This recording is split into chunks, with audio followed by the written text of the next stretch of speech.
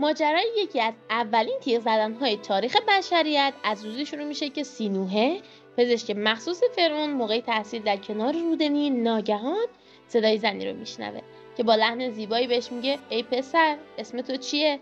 زن با لباس کتانی که اونقدر ظریف بود که سینه‌های اون دیده میشد و معلوم بود زنی ثروتمند و لبانی سرخ و چشمانی سیاه با بوی خوش دوباره سوال خودش رو تکرار میکنه. پزشک فرعون جواب میده سینوحه.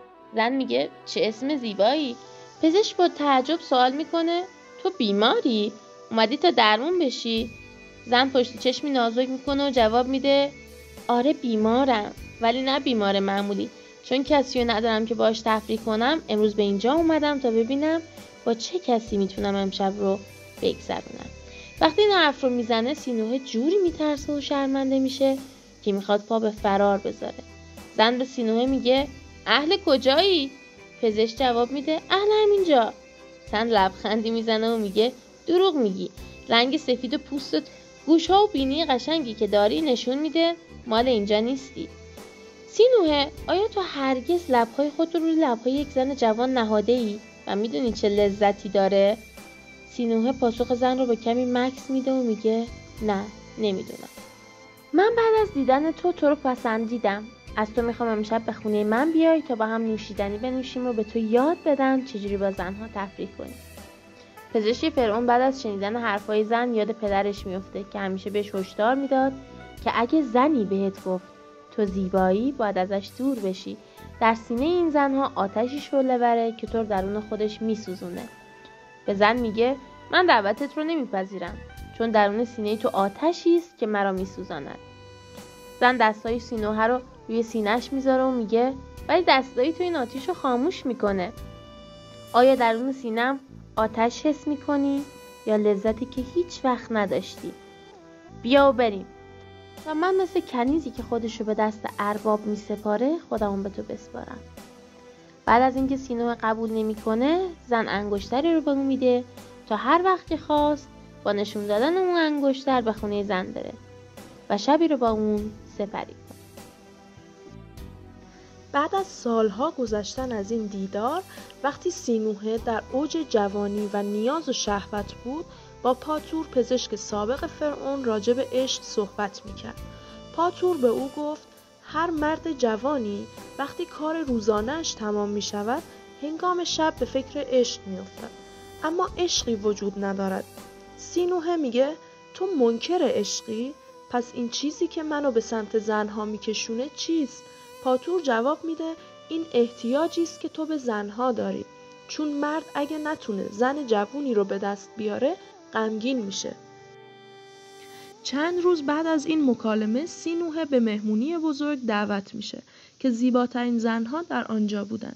در بین جمعیت زنی رو میبینه، قلبش شروع به لرزیدن میکنه و از نظر اون زن به قدری زیبا بود که حس کرد خدایان هم عاشق اون هستند. و آن زن کسی نبود جز زنی که لب رود نیل دیده بود. ولی زن سینوحه را نشناخت. سینوحه خودش را معرفی کرد. زن گفت من سینوحه‌ای که میشناختم زیبارو بود، ولی روزگار تو را پژمرده کرده و پیشانیت چروک‌های زیادی دارد. سینوحه با ناراحتی انگشتر را به یاد زن آورد. بعد از نشان دادن انگشتر زن از او خواست تا رفتن مهمانها صبر کند. هنگامی که مهمانها رفتند زن سینوحه را به باغ دعوت کرد و هر بار که سینوحه سعی کرد زن را در آغوش بگیرد زن گفت اول باید داستان مرا بشنوی، اگر داستان را پذیرفتی میتوانی با من تفریح کنی. زن داستانی رو میگه از اینکه زنها نباید ارزون به دست بیان و تمام دارایی مردان را طلب میکنن تا به دست بیان. این گونه زنها زنهای ارزشمندتری هستند. زن زیبا به سینوحه هشدار میده که هر وقت بخواهی با من شبی را سپری کنی برایت گران تمام می شود و باید تمام زندگی خود را بگذاری و سرمایه خود را به من بدهی. سینوحه تازه متوجه میشه زن فاحشه است و از عیاشی‌های خود ثروتش رو به دست آورده. ولی سینوحه که غرق در هوس زن بوده شرطش رو قبول میکنه. روزی که برای همبستری با او میره زن تقاضای سند تمام اموال و طلاهای پزشک رو میکنه. زن کاتبی رو میاره و تمام اموال سینوحه را به نام خودش میزنه و سینوحه را برای فردای آن شب بر خود می‌خواند. وقتی دوباره سینوحه به پیش زن میره، زن بهش میگه که تو به من دروغ گفتی و علاوه بر چیزهایی که داری، خانه پدر و مادرت نیز در اختیار توست. آن خانه را هم باید به من بدهی. سینوحه هراسان و سردرگم شرط سخت زن را قبول می کند و شب را با زن سپری می کند. بعد از آن ماجرا در پشیمانی و شرم خود مجبور میشه خانه‌ای که دیگر مال خودش نبود را ترک کند و با درماندگی باز سراغ زن می رود. ولی زن باز برای بار دوم از او طلب چیزی می کند. از مال دنیا تنها چیزی که سینوحه داشت قبری بود که برای پدر مادر خود خریده تا هنگامی که پدر و مادرش عمر خود را از دست دادند بتواند آنها را مومیایی کند و درون قبرها در نزدیکی قبرستان فرعون دفن کند.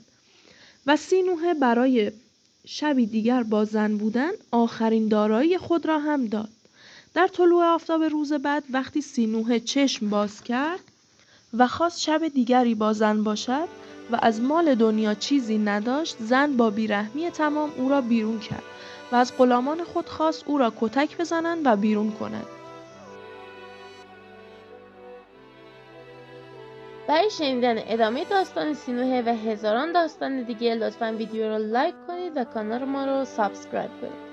ما اینجاییم تا با یامی استوری شما رو با کتاب آشتی بدیم. یادتون نره که کتاب بهترین و بی‌توقع‌ترین رفیق هر انسانیه.